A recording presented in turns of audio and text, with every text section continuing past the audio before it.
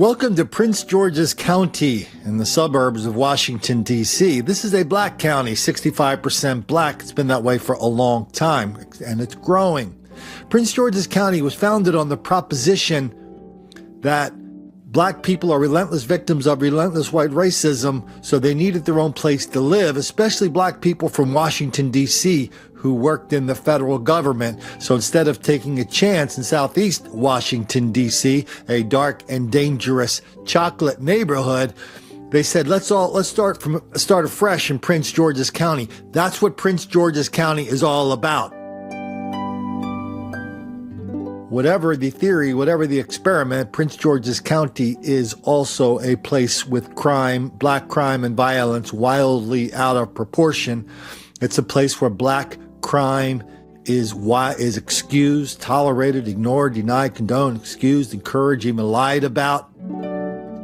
Big talk. You want an example? Then look at this and give me a better explanation. A man who police say raped and killed a 14-year-old on her way to school in Prince George's County is a free man today. Matthew Bethea was released from a facility in Jessup, Maryland this morning. He served less than 9 years, leaving the family of Nia Owens in utter disbelief. Janice Park explains why this convicted killer was released so soon and the flaw with a Maryland law that led to his early freedom. Take a look at Matthew Bethea, a convicted child killer now roaming the streets. He is free today, despite the agony that he has caused Nia Owens' mother. What happened in the system that this was so terribly wrong? And I can't get my thinking around that, and I probably will never understand why this man is allowed to get out in less than 9 years. More than 20 years ago, police say that Bethea raped and strangled the little girl to death. She was on her way to Northwestern High School in Prince George's County, and she was only 14. It would take over a decade to link Bethea to the crime through DNA.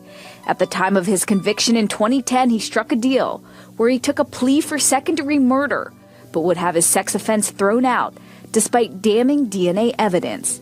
And here we are 22 years after the brutal murder, and Bethea is released because he took part in something called Maryland's diminution credit process. He originally was supposed to serve 15 years of a 30-year sentence, but he's free today because of good behavior. They can take classes if they have good behavior, if they're in a work program. There are several different ways, and it's really to incentivize good behavior while confined. And here's an interesting part of the case. Normally a rapist or anyone who sexually assaults a minor can't participate in diminution credits, but remember, Bethea had his sex offense thrown out. So someone was murdered, killed, a 14-year-old child was killed, and her killer is only doing about 8.5 years. There's an injustice in that. There's an inherent injustice in that. And I will work with our legislature to try to correct that injustice. Black killer, rapist, and killer in Prince George's County goes free after serving 8 years. That doesn't seem strange. Please, sir, I want some more. Doesn't seem strange. Somebody would get 8 years, get 80 years just for the rape part. Every time I see a story like this, I keep thinking of that story we've done a couple times over the last few months about how black women do not report rape in black neighborhoods. Huffington Post says it's because black women are trained to protect the race at all costs. Melissa Harris Perry says black women don't turn rapists in because they're afraid what will happen to their men once they are turned over to the white racist police.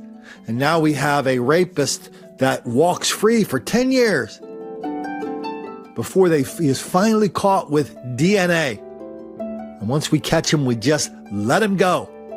Again, after 8 years. And that doesn't seem strange. That doesn't seem to bear out the idea that crime is the new black entitlement. Yes, that's what's happening in Prince George's County. Right here. Nobody wants to say it. Nobody wants to talk about it because everybody knows that would make the black kids angry.